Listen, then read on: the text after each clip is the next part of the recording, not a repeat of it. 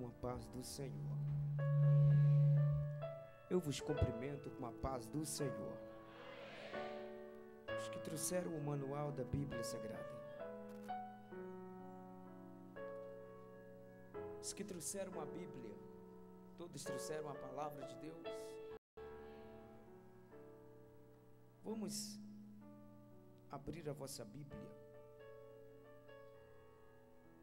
na primeira carta de São Paulo aos Coríntios. A primeira carta de São Paulo aos Coríntios, capítulo de número 2, versículos de número 1. Vamos colocar sobre os pés para nós fazermos essa leitura das Sagradas Escrituras. Graças a Deus que o Senhor tem nos agraciado com a sua poderosa palavra nesta manhã de domingo, e Deus irá falar conosco de uma forma diferente. Amém, queridos? Diz assim o texto da primeira carta de São Paulo, que escrito à igreja de Corinto: Eu, irmão, quando fui ter convosco, anunciando-vos o testemunho de Deus, não o fiz com ostentação de linguagem ou de sabedoria, porque decidi nada saber entre vós, senão Jesus Cristo e este crucificado. Foi em fraqueza, temor e grande tremor que eu estive entre vós. A minha palavra e a minha pregação não consistiram em linguagem persuasiva de sabedoria, mas em demonstração do Espírito e de poder, para que a vossa fé não se apoiasse em sabedoria humana, e sim no poder de Deus. Entretanto, expomos sabedoria entre os experimentados, não porém a sabedoria deste século, e nem a dos poderosos desta época, que se reduzem a nada. Mas falamos a sabedoria de Deus em mistério, outrora oculta, a qual Deus preordenou desde a eternidade para a nossa glória. Sabedoria essa que nenhum dos poderosos deste mundo a conheceu, porque se tivesse conhecido, jamais teria crucificado o Senhor da glória. Mas, como está escrito, nem olhos viram, e nem ouvido ouviram, e nem jamais penetrou em coração humano o que Deus tem preparado para aqueles a quem o ama. Amém, queridos? Quantos estão felizes pela palavra do eterno Deus? Glorifica o nome do Senhor. E tomai o vosso assento, glorificando o nome do eterno Deus. Eu quero de antemão louvar a Deus por esta oportunidade que Ele me concede de estar pegando neste microfone para falar dos oráculos divinos nesta manhã. Quero louvar a Deus pela vida do anjo da igreja, o anfitrião desta obra, que está neste legado de conquista e de vitórias. Que Deus abençoe o apóstolo, a sua amada esposa, a sua família de uma forma especial. Que sempre quando eu estou nesse estado, Ele abre porta desse lugar para que eu venha falar dos segredos que Deus me conta da Bíblia Sagrada. Que Deus continue lhe abençoando e derramando bênção sem medida sobre o vosso celeiro.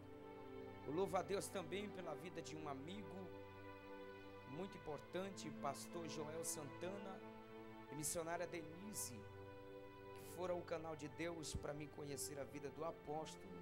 Que Deus continue abençoando a vida deste casal e a vida também do pastor Trigo Bofim.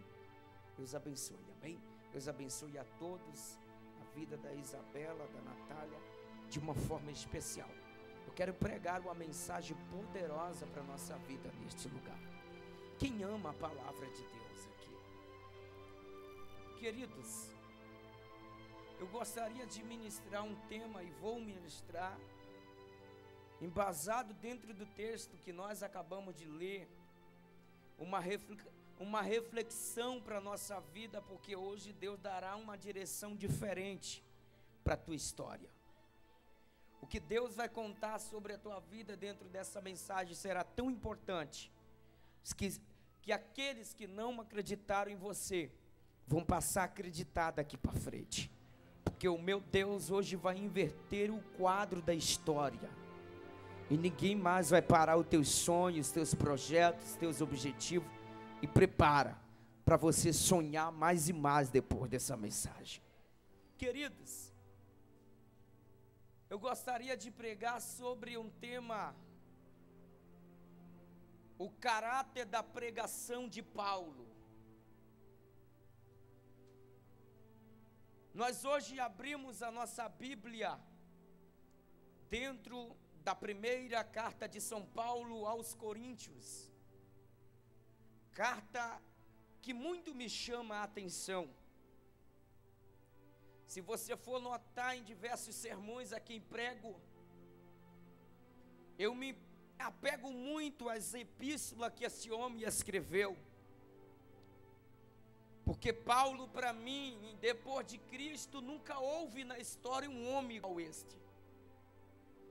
Ele evangelizou toda a Ásia, ele confundiu o mundo do Ocidente, pregando o Evangelho de Jesus Cristo e este crucificado. Se nós notarmos dentro do período da história, o seu companheiro leal Lucas, a quem escreve o livro de Atos dos Apóstolos, veremos Lucas narrando diversas vezes que ele andava com Paulo, lado a lado. E a carta que mais me chama a atenção deste homem, esta carta de 1 aos Coríntios, porque é uma carta de correção doutrinária, é uma carta que Deus chama a atenção da igreja que Paulo fundou na antiga Grécia. E quem leu a história sabe que Paulo estava no final da sua segunda viagem missionária. Ele sai da cidade da democracia, a terra dos gregos, chamado de Atenas. Atenas era o berço do conhecimento do mundo grego. Para quem leu a história, sabe que é de Atenas é que surge a mente pensante da filosofia. É de lá que Paulo passa, ele dá um bom sermão. Se todos os pregadores tivessem o sermão que esse homem tinha, o Brasil já estava virado de perna para o ar. Por que, missionário? Porque quando Paulo chega na terra da democracia, ele discute com as duas linhas de filosofia muito conceituada que havia na época. A filosofia deles era tão profunda que eles não acreditavam na imortalidade da alma. Mas quando Paulo chega lá, ele começa dizendo: eu prego a vocês acerca de Jesus e a ressurreição de Jesus. Quem nunca leu acerca da história do mito da caverna, Platão, quando escreveu, ele estava com base no conhecimento da teoria dos gregos, porque Platão era discípulo de Sócrates, e eles ensinavam uma frase bela e célebre, que muito me chama a atenção para esse momento introdutório da minha mensagem. Por que, missionário? Porque ele começa dizendo assim que a alma ela é presa dentro do corpo quando ainda o corpo está vivo, mas uma vez o corpo vivo, apóstolo, a alma está livre, porque o corpo é quem dorme. Paulo falou aos Tessalonicenses, porque o corpo uma vez plantado, quando morto, Paulo diz, no soar da última trombeta, os que estão mortos ressuscitarão primeiro. Ou seja, a semente uma vez plantada, morta, que é o nosso corpo, um dia há de ressuscitar, e outra será ressuscitado para ser plantado dentro do jardim de Deus. E Satanás até expulsou Adão de dentro do jardim de Deus. Mas uma vez Deus plantando a igreja do arrebatamento, nunca mais Satanás vai entrar lá para nos tirar de dentro do Éden, porque nós teremos comunhão com o Pai, nós conversaremos face a face com Ele. E detalhe, hoje nós entraremos dentro do Éden para ter conversa com Deus, diálogo com Deus. E prepara, Deus dará uma nova direção na tua vida depois dessa mensagem. Ora, e agora os gregos não acreditavam que o homem depois de morto podia ressuscitar. E este homem, chamado por todo de esquizofrênico, era Paulo, porque ele é o único apóstolo que nasce fora de tempo. E ele mesmo diz: eu não sou digno nem de ser chamado apóstolo, porque persegui a igreja de Deus. Ele era um insano como Saulo. Ele zelava pela lei, mas faltava conhecer a essência. Ele zelava pelos conhecimentos dos Pentateuco, mas precisava conhecer ele tete a tete. Mas agora nós sabemos que ele chega em Atenas e ele começa discutindo com os estoicos e epicureus. E a discussão dele esse é o sermão que eu sempre convido os pregadores para sempre pregar. Eu vim falar a vocês, Paulo diz, senhores atenienses, acerca do Deus criador, o Deus sustentador da criação, e o Deus que é juiz, que em breve há de vir para julgar os vivos e os mortos. Os atenienses olham e dizem que Deus é esse que Paulo, esse homem, está falando. Tanto é, se formos ver o texto diz que ele foi tido como tagarela, porque falava demais acerca de Jesus e a ressurreição. Ora, nós veremos no meio do nosso século essa mensagem cristocêntrica saindo de cima dos nossos púlpitos. Pararam de pregar o evangelho do Cristo do Calvário e estão pregando o evangelho de Maria vai com as outras. Mas Cristo me trouxe aqui para dizer: não paramos, igreja, de anunciar Jesus e a ressurreição. Jamais a igreja será triunfante, apóstolo, se nós não conhecermos o Cristo do Calvário. Porque sem Calvário não há perdão, sem Calvário não há ressurreição, sem Calvário não há resgatamento do crack, ou seja, do viciado no crack. Ei, sem Calvário a igreja não vai morar no céu. Então, para mim se policiar, para ter caráter de Cristo, eu preciso dizer: eu não prego outro evangelho a não ser Jesus Cristo e este crucificado. E quando ele chega, os homens dizem: é um tagarela, fala demais, e não tem outra coisa que ele não fala acerca desse Messias que foi um fracasso para Israel. Porque os homens judeus acreditavam no Messias que ia tomar a espada, ia quebrar o jugo de Roma. Mas o meu Messias, quando vem, ele vem em volta de um pano. E detalhe, para ser mais triste a história, coloco ele dentro, no lugar que só nasce jumento, no lugar que só nasce cordeiro.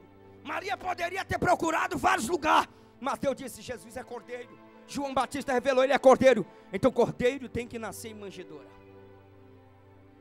E se ele nasceu no lugar desprezível, lugar de jumento, lugar de cordeiro, ei, outrora nós, para o mundo era escória, Paulo diz, lixo do mundo. Mas hoje Deus está dizendo: pode ser a tua vida conhecida para muitos como uma manjedoura, mas eu estou habitando dentro dela. Estou habitando dentro dela e não abro mão de você. Não me importa o que você fez ou deixou de fazer, eu sou contigo e não abro mão da sua história. Eu tenho pressa em mudar a tua história, e quem não acreditava vai acreditar, porque ainda que seja desprezível a tua vida para muitos, mas eu assim mesmo ainda habito nessa manjedoura. Eu habito nessa manjedoura.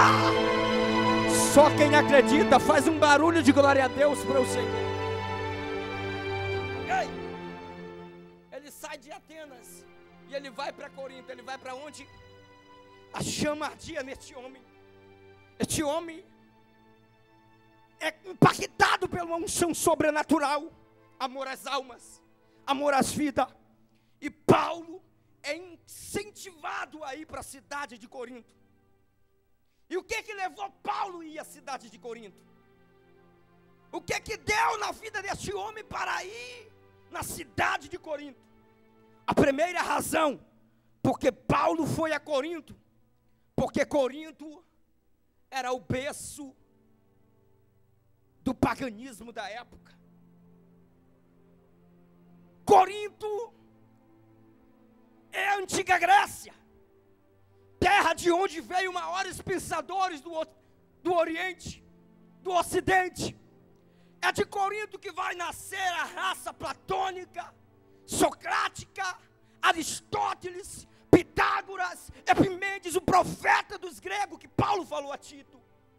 Mas quando Paulo sente o desejo de ir a Corinto, a minha mente pensa: o quê que levou Paulo a ir à cidade de Corinto?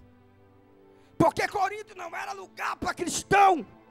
Quer ter uma vasta ideia do que é Corinto? Leia a sua Bíblia em Romanos, capítulo 1, verso 24 ao 28. O verso 26 diz que Paulo diz: porque Deus o entregou às paixões infames, porque as mulheres mudaram o uso natural, contrário à natureza, mulher com mulher, homem com homem, cometendo torpeza as coisas que não convêm ao Senhor, e Deus o entregou às paixões infames. Paulo estava em Corinto quando ele escreve essa carta a Roma, e detalhe, ele estava abrindo a janela da casa onde ele estava hospedado, de Priscila e Áquila, e olhando para a janela, vendo homens com homens se beijando, e mulher com mulher se beijando. E Paulo disse: Deus o entregou a essa raça, as paixões infames. E o que leva esse homem para Corinto? Corinto, existia dois mares que cortava ela na trás e à frente, o mar Egeu e o mar Jômito. Esses dois mares cortavam Corinto. Então Corinto é uma das cidades mais importantes de todo o Império Romano, depois de Roma, depois de Alexandrina, capital do Egito, e depois de Éfeso. E o texto começa dizendo: o que levou Paulo a ir para a cidade de Corinto? Ei, o que dá nesse homem ir para essa cidade? E primeiro, Corinto era uma rota comercial. Todo navio que saía de Alexandrina, que saía do capital de Roma, o texto diz que era necessário parar na cidade de Corinto. Então Paulo é um missionário estratégico. Estratégico por quê? Porque disse: já sei, Corinto é a rota que eu posso evangelizar o mundo. Deus deu uma missão a ele, ele recebeu. E agora, Corinto é a terra da filosofia, a terra da idolatria, a terra da prostituição, porque o deus Apolo influenciava os jovens da época a se comungarem um com outros, e iam crescendo com aquele sentimento. Leia a carta, no capítulo 6, nós veremos Paulo dizendo que outrora tinha crente na igreja de Corinto que eram homossexuais. Mas agora o texto começa esmiuçando para nós com detalhe. Quem é que está entendendo? Detalhe que me chamou a atenção foi esse: Paulo era um missionário estratégico, porque os navios que saíam de Alexandrina embarcavam na cidade de Corinto, e lá os grandes engenheiros, os grandes marinheiros e turistas que descia do navio, descia para ter casos, para se prostituir com uma sacerdotisa de Afrodite, a deusa da beleza feminina que existia em Corinto. E detalhe, há cerca de 1000 prostitutas trabalhavam todos os dias vendendo corpo com os grandes turistas que saíam dos navios e paravam em Corinto. Corinto era um centro comercial, era um polo de indústria. Mas detalhe, Deus enviou Paulo para ganhar Corinto. Eu não estou entendendo, missionário, o que Paulo foi fazer lá?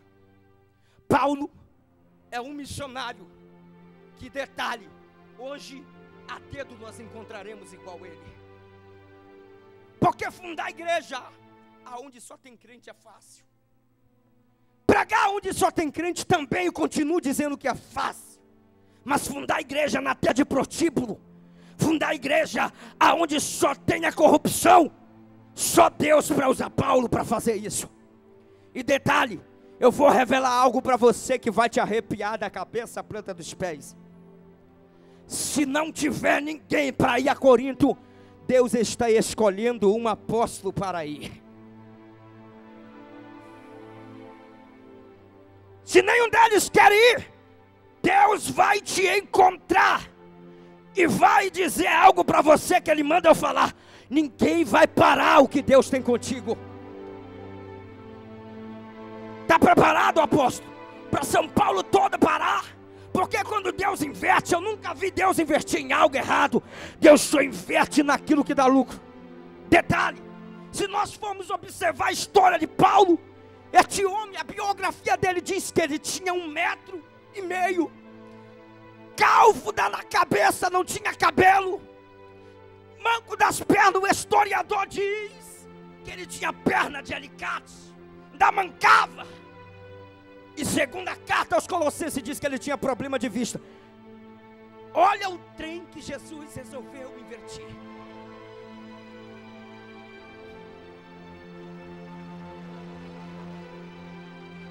Você acha que quando ele diz que Deus pega as coisas pequenas para confundir a grande, ele estava falando de quem?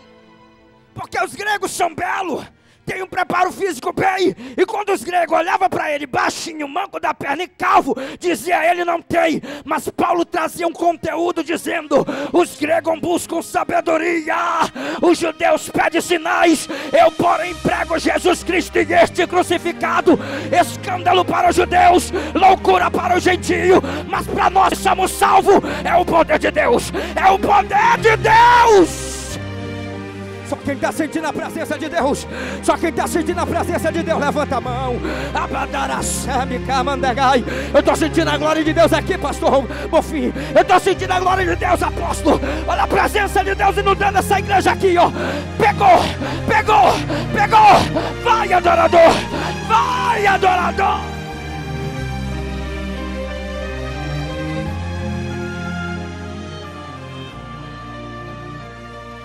Deus vai começar a pegar gente pequena. Os gregos vão ter que saber que ele não está procurando embalagem. Ele está vendo, tem conteúdo. Tem conteúdo. Se tem conteúdo, deixa para cá, porque o homem está olhando só da aparência.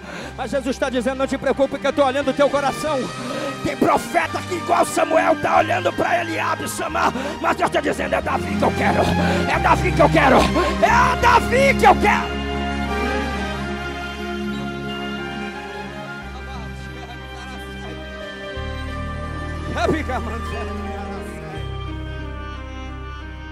Ei, redobre a sua atenção. Quando nós iríamos analisar a história desse homem, ele fundou a igreja no final da sua segunda viagem missionária. Ele vai a Corinto, passa 1 ano e 6 meses, ou seja, 18 meses, fundando uma igreja, a igreja mais pentecostal do Novo Testamento. Uma igreja rigorosa, cheia de unção, cheia de poder. Mas o texto diz que Paulo começa batendo a fé dessa igreja, dizendo: vocês conhecem acerca dos 9 dons espirituais, mas se você não tiver amor, Paulo começa dizendo, vocês nada serão. Pode pular, pode gritar, pode revelar, mas Paulo começa dizendo: tem que ter amor.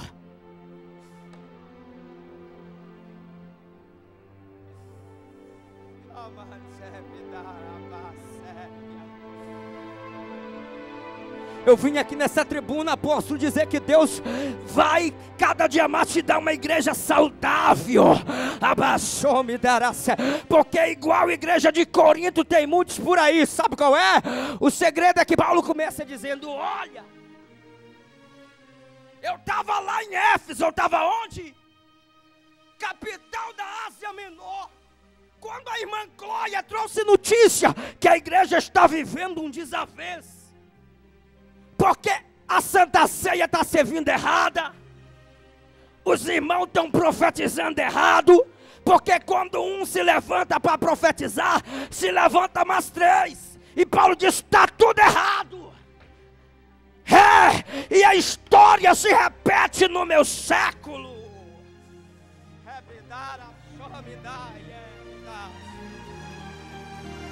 Estou sentindo Deus aqui, porque a história está se repetindo no meu século. Você já viu aquela igreja que ninguém sabe quem é Deus que está falando? É o homem, porque um daqui profetiza, outro dali, e a autoridade está com o profeta. Aí missionário, você quer dizer que o Espírito não matou? Ele é um Espírito que trabalha com uma decência e a ordem. E Paulo diz: está todo mundo errado. Quando um se levantar para profetizar, que todos se cala e ouça, porque não havendo profecia, o povo se corrompe. O povo se corrompe.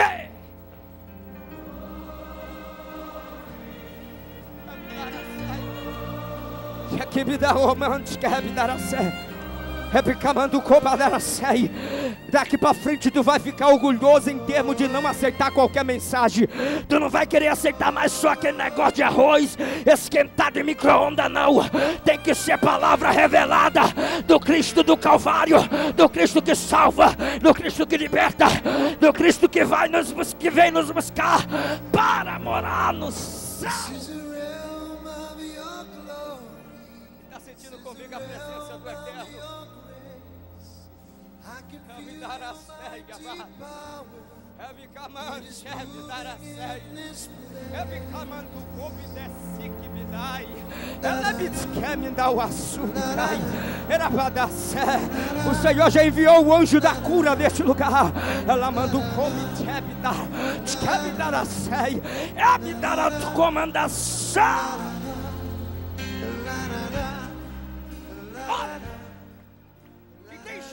Interpreta a forma do texto errado. Paulo diz: não proibais falar em línguas estranhas, mas que todos falem. Sabe por que, apóstolo? A desavença estava na igreja, a desavença estava no meio do povo. Era um povo que tinha 9 dons, se revelava, tinha fé de maneira que poderia transportar monte. Mas o Paulo começa dizendo: se você não tiver amor, nada vocês serão.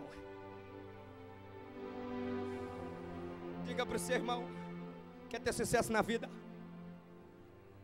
Ame o seu próximo como a ti mesmo.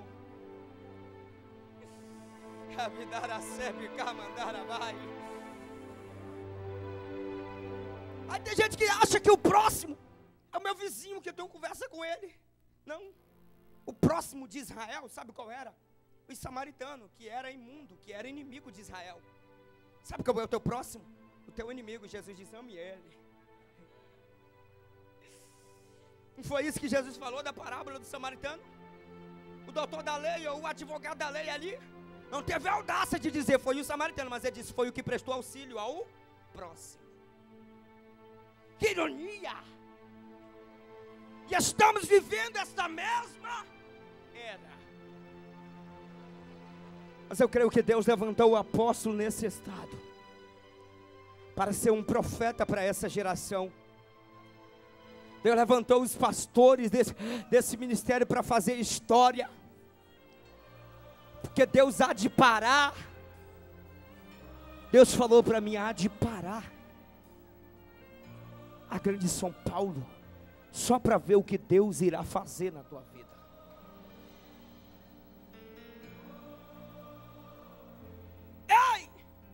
E o bom de tudo é que Paulo não se intimidou, porque a ideologia deles era essa dos gregos em Corinto: comamos e bebamos, porque amanhã nós morreremos. Paulo disse: se nós acreditamos que iremos morrer no amanhã, é vã a nossa pregação, é vã a nossa fé. Mas eu quero vos contextualizar dizendo que Jesus ressuscitou de fato, ele disse, porque ele é a primícia dos que dormem.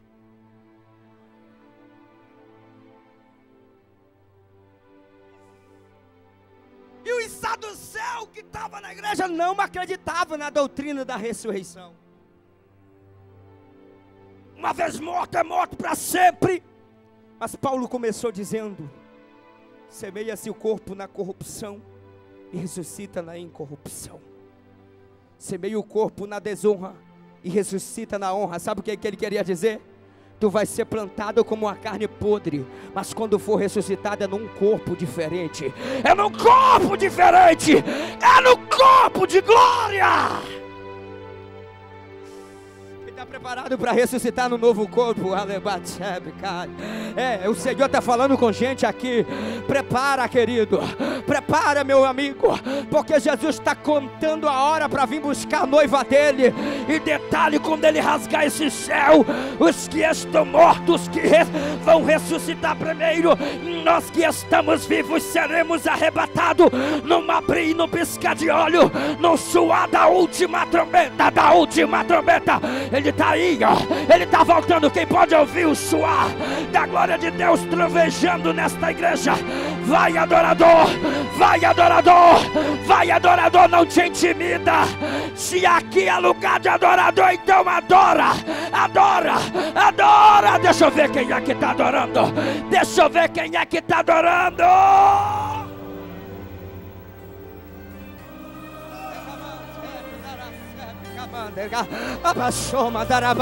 Levanta a mão, eu quero profetizar. A profecia da parte de Deus é essa.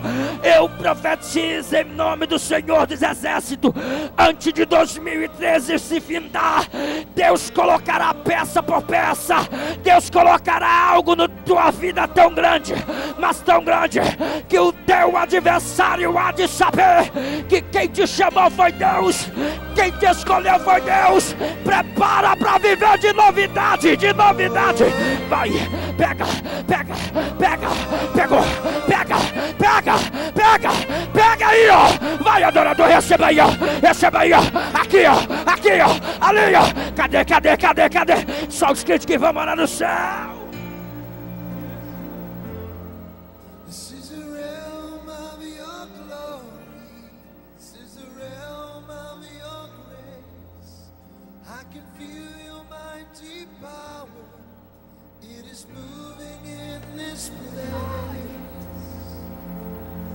Pega aí a glória que está descendo aí, ó. Vai, adorador. Deixa Deus te tomar. Já pegou ali, ó. Já pegou ali, ó. Pega, pega.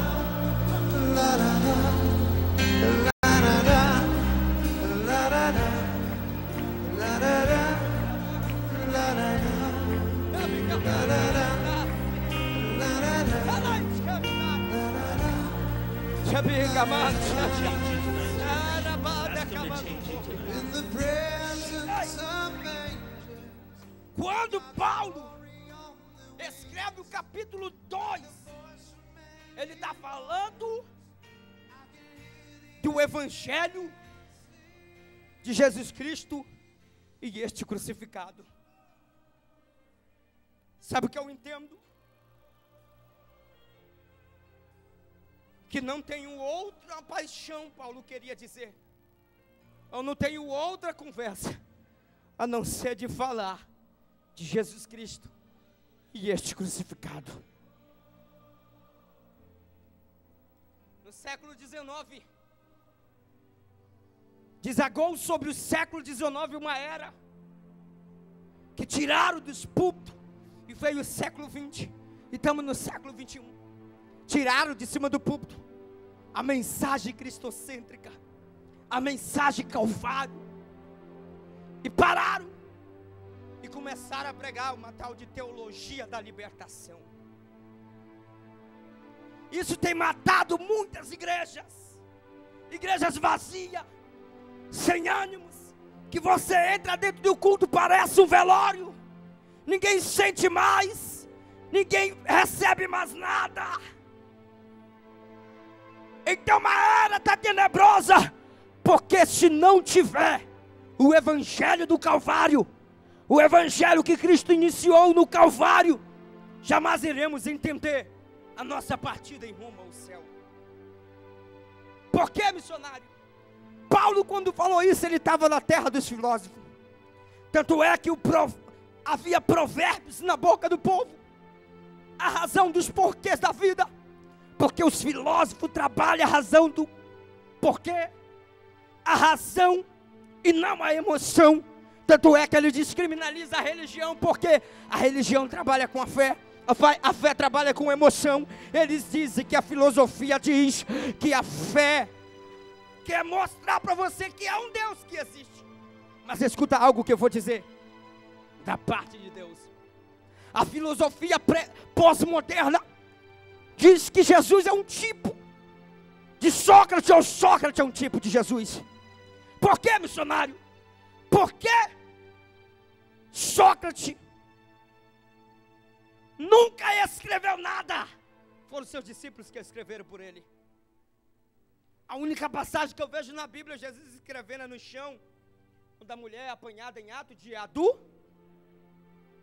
Mas os discípulos deles escreveram por...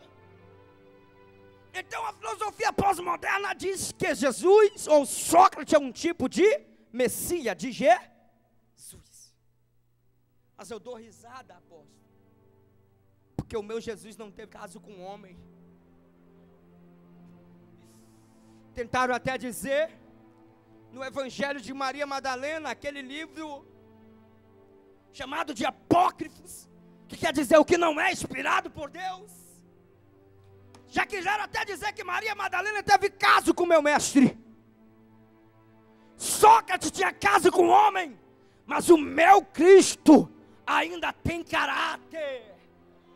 O meu Cristo não olha para outras mulheres, ele só tem uma, que é a noiva, e ele é fiel ao seu pacto.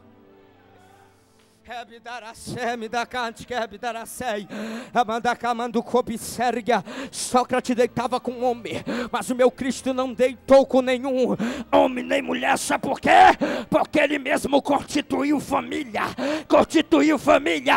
Constituiu família. É verdade, só ganhar da família de Deus.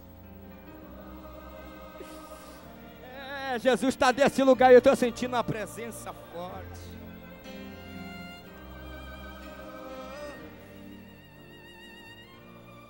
Aqui há um paralelo, que quando Paulo vai a Corinto, ele não vai montar um fã-clube, ele vai falar de Jesus Cristo e este crucificado.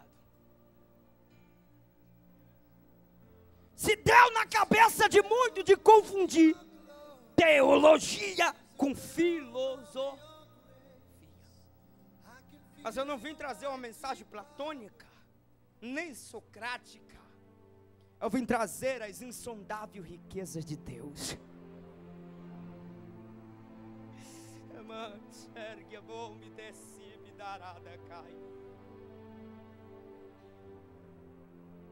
Todo filósofo, ele é um pregador. Tanto é que a ideologia dos irmãos da igreja era essa: eu sou de Paulo, eu sou de Apolo, eu sou de Cefas, eu sou de Cristo. Sabe por quê? Porque no meio da praça de Corinto, os gregos chegavam e diziam: eu sou seguidor do pensamento de Sócrates, eu sou seguidor do pensamento de Pitágoras, eu sou seguidor do pensamento de Epimênides. Mas Paulo disse: eu não prego outra coisa a não ser Jesus Cristo e este crucificado. Está entendendo o que Deus está falando? Você já viu que a metade das pregações hoje está envolvida no mundo filosófico? As razões, uma boa psicologia, entra no âmago da alma, chora, mas quando é amanhã, a vida do povo permanece a mesma. Eu não acredito neste evangelho. Eu não dou crédito a este evangelho. Sabe por quê? Porque Apolo tem muitos em cima do púlpito. É eloquente, é natural de Alexandrina, capital da democracia do Egito, a terra de Lucas, a terra daqueles homens que se formaram lá. A maior escola de alegoria humana é chamado Atenas, e é chamado também Alexandrina. Apolo era natural de Alexandrina, e o texto diz que nenhuma passagem bíblica Apolo ousou falar: eu vos batizo também com o Espírito Santo. Mas Apolo falou do batismo de João Batista. Em cima dos púlpitos está assim de Apolo. Tem letra, tem uma boa oratória, conhece os Pentateuco, conhece os profetas menores e maiores, as cartas Paulina, universal, pastoral, mas está faltando unção na vida de Apolo. Apolo faz 12 discípulos, mas Paulo ganha toda a Ásia para Jesus. O que tem de Apolo por aí, que tem um bom sermão, uma boa hermenêutica, a arte da interpretação bíblica, prega bem, discursa bem, mas quando é amanhã a vida do povo permanece. Ninguém sabe se é demônio que sai da boca dele ou ele que sai da boca do demônio.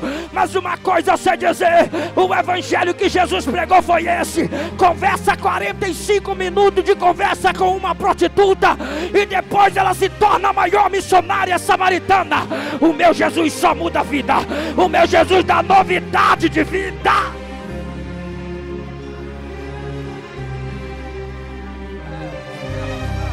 Sabe o que está acontecendo? É que tem muitos que estão acreditando em dons, e Deus está dizendo: tem que ter caráter, tem que ter caráter, porque dons não salva ninguém. Prega bem, então manda chamar. Não, Deus está dizendo: tem que estar no altar, tem que estar na vida no altar, tem que estar com a vida no altar. Pegou.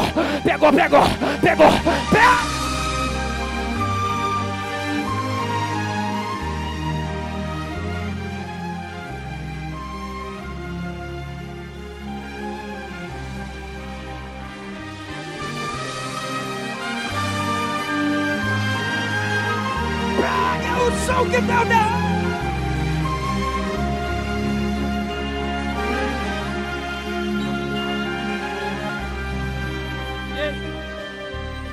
A geração de Apolo tem letra para nos dar, mas a geração de Paulo diz: quando eu fui ter convosco, eu não fui ter com sabedoria de palavras e nem persuasão, mas eu fui ter no temor e no tremor do Senhor.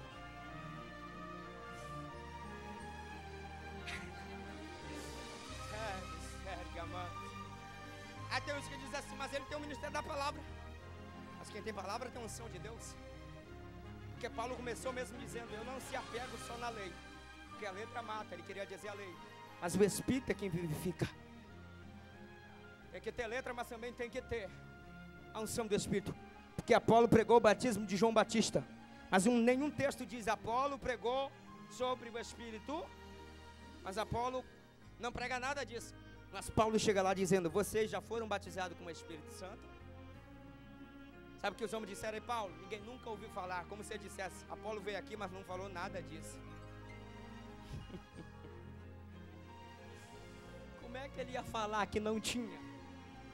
Ele conhecia Jesus e o caminho. Ele conhecia o evangelho de Jesus. Paulo, além de conhecer, tinha contato com ele, comunhão. É igual Lucas. Lucas não manda com Jesus, não conversa com Jesus, mas ele vai desvendar o maior segredo da história.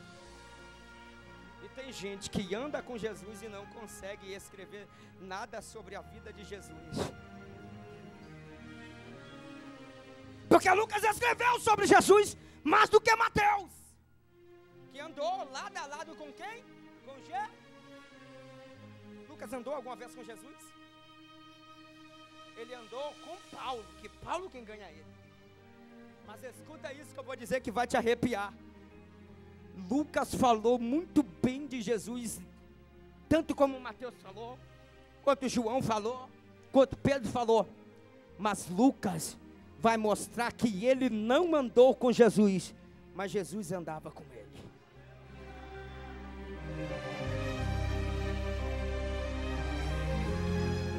Tem muito desse jeito na igreja. Jesus está aí do teu lado, tu está dizendo: Jesus, me dá a minha vitória. Ele está do teu lado, tu não está nem percebendo. Igual o discípulo no caminho de Emaús, só vai perceber depois que ele sair, e já está demais. Mas ele está dizendo: eu estou do teu lado, eu estou do teu lado.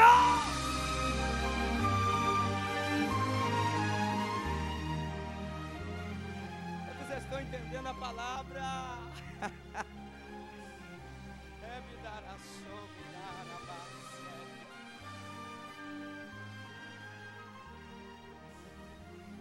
Calvário.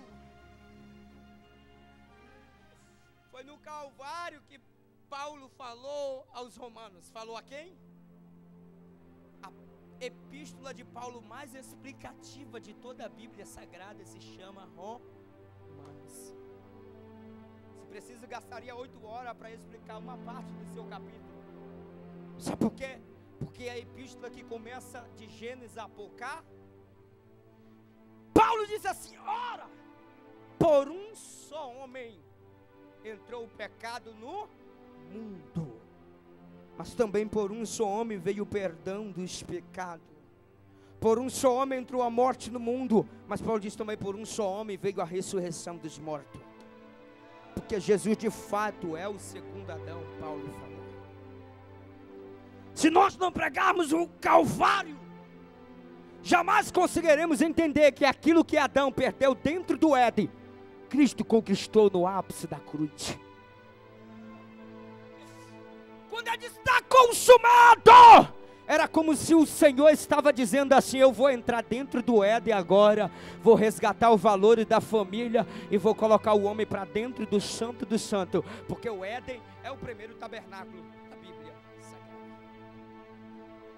Lugar de comunhão, lugar de santidade, e agora Jesus foi dentro do Éden, que Simeão, apóstolo, levantou a criança e disse: uma espada traspassará a sua alma. Está pensando que os querubins não quiseram barrar ele lá na entrada do Éden? Está pensando que os querubins não quiseram parar ele lá? Mas só ele conseguiu resgatar o que Adão perdeu.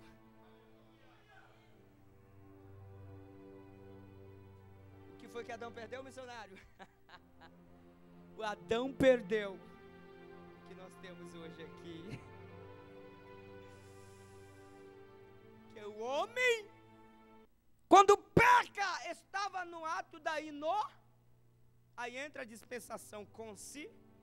Quando a consciência bate, Adão percebe: estou nu.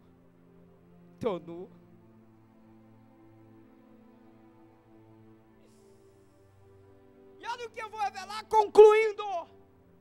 O caráter da pregação de Paulo era Jesus Cristo e este crucificado. Porque Jesus mata, Deus mata o cordeiro. A primeira morte que existe dentro da Bíblia estava dentro do Éden. Deus mata o cordeiro, aquele animal, e da pele do animal ele vai começar a vestir Adão, porque Adão estava no período já da consciência. Quando nós estamos no período da consciência, a nossa mente é um tribunal, que qualquer pecado nós começamos a analisar dentro do nosso tribunal.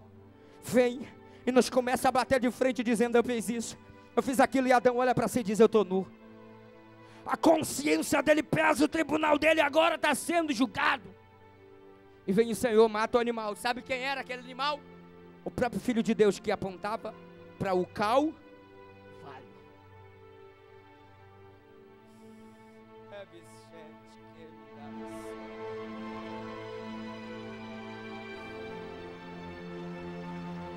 Começa a vestir Adão, começa a fazer o quê? Vestir. Adão agora está com a veste nova. Deus disse: vai do Éden, vaza daqui, vaza, vai embora.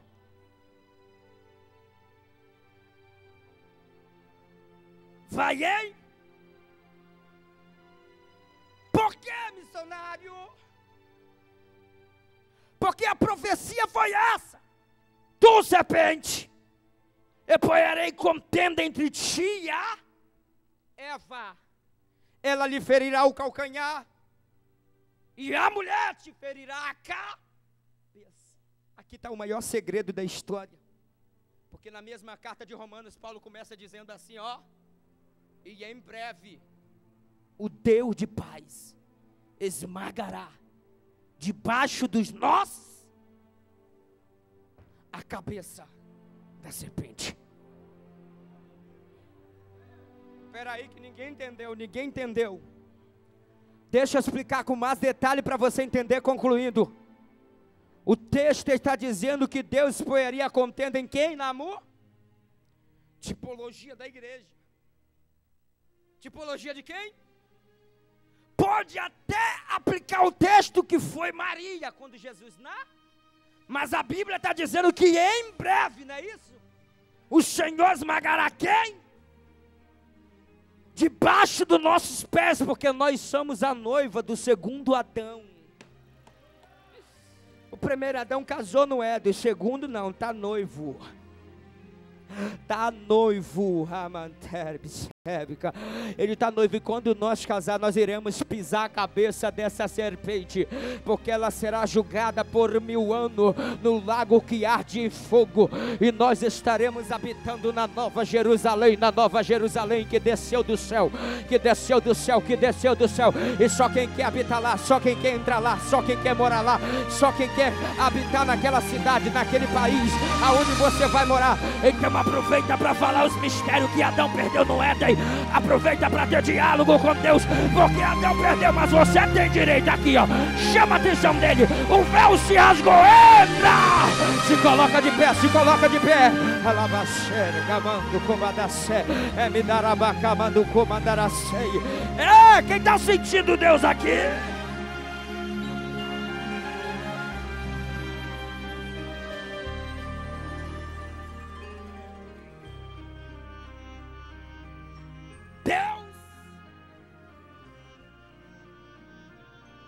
Está nesse lugar.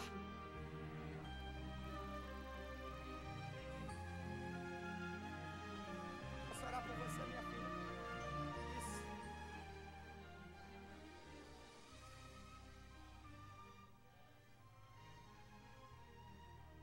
O Espírito do Eterno Deus está quebrando uma maldição hereditária em cima da tua vida.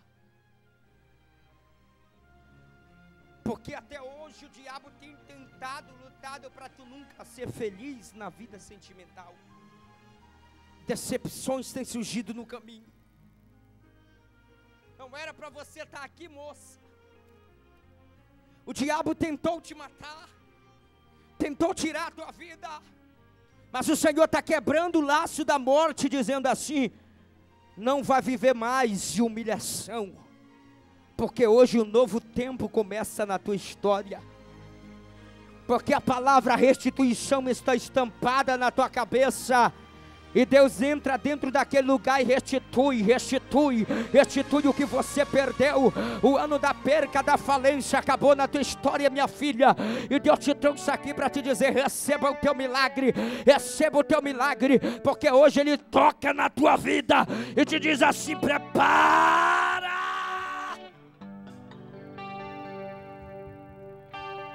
O Espírito de Deus está quebrando maldição hereditária na vida desta mulher.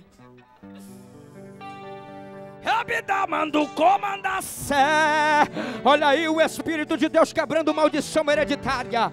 Toda maldição hereditária contra a vida dessa mulher começa saindo agora, começa sendo quebrada agora. Olha aí,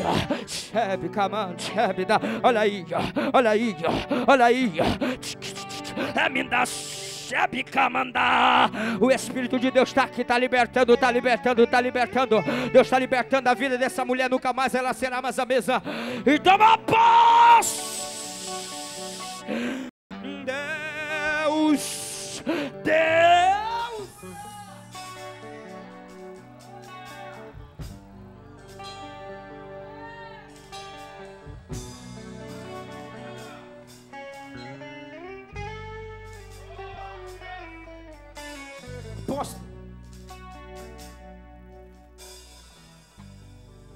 Está preparado para abrir novas igrejas? E não será dentro da grande capital, porque telefone tem tocado. Deus tem visto muitas conversas sobre isso, e Deus está começando a dizer assim para ti, ó: prepara que tu vai começar a invadir os exteriores da grande capitais. Prepara, porque hoje Deus está colocando estacas novas nas tuas mãos, e prepara para enfiar em território diferente. Vá, e assim diz o teu Senhor: eu entro fora desse país com a providência grande na tua vida, homem. E tu vai abrir igreja fora desse país, lá aonde teu coração tem desejado chegar. E toma posse que eu estou te dando os meios para entrar lá. Receba, e eu coloco na tua mão os casais que vão tomar de conta desta obra. Pega, pega, pega. Só quem crê na palavra.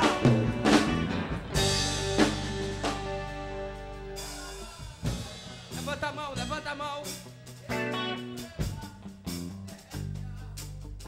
Deus vai soprar uma unção diferente na vida de quem está sedento dele. Jesus está aqui, ó. Que me dúvida, recebe, dar, amando, come, dá o acé. Tá começando a soprar, olha esse vento aí, ó. Recebe, dá o amando, come, dar o acé. Recebe, amando, come, dar o acé, bica. Olha aí, ó. Deus hoje marcou a tua vida. Não tem mais para Satanás. Deus hoje te desmancha. Olha a presença dele aqui. Bedeca somada. Ele cacheca mando comanda gabacé. Era mando comandar a bada camada sérgia. Ele me dá o acebe cai chamida. Ele me dá a badarabá. Deus,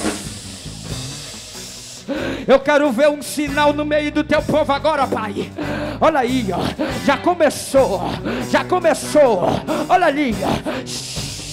Pegou, pegou, seja batizado com o Espírito Santo aí, ó. Seja renovado, você que nunca mais falou línguas estranhas. Pega aí, ó. Olha aí, olha aí, olha aí, olha aí, ó. Lá atrás, ó. Pegou, pegou. O vento tá soprando. Vai, adorador, receba aí a glória. Receba aí a glória.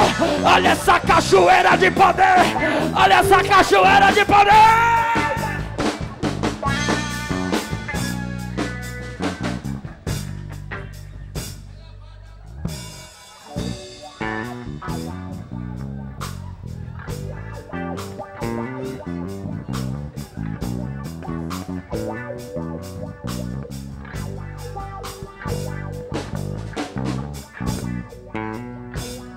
Ei!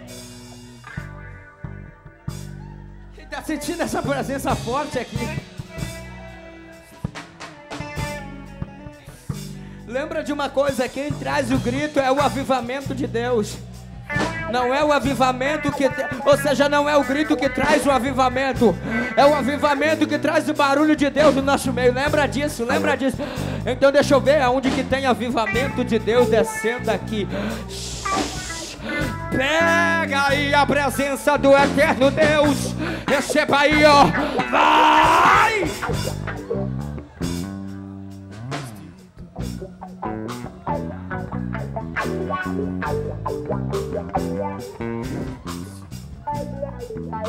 Olha aqui pra mim. Todos vocês, quantos entenderam o que Deus estava falando na palavra? Concluindo a minha palavra, e encerro passando o microfone. Escuta. Sabe o que o Evangelho do Calvário nos ensina? Que depois do Calvário existe um lugar que nem olhos viram, e nem ouvido ouviram, e nem jamais penetrou em coração humano. É isso que Deus tem preparado para aqueles a quem Ele ama. Porque os poderosos deste século não conheceram o Senhor. Porque se tivesse conhecido, jamais teriam crucificado o Senhor da glória. Os poderosos estão classificando as autoridades romanas e a autoridade judaica. Mas aqui eu abro um parênteses e concluo o que Deus falou na mensagem. Depois do Calvário existe um céu que nem olhos viram, que nem ouviram, e nem penetrou em coração humano, apóstolo. É isso que Deus tem guardado para aqueles a quem Ele ama. Aleluia! Só quem está sentindo Deus.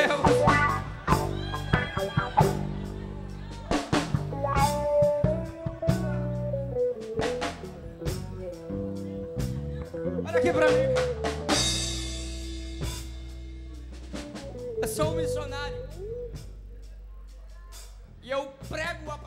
Senhor, quase todos os santos dias, essa minha chamada, você que deseja ter a minha pregação dentro de sua casa,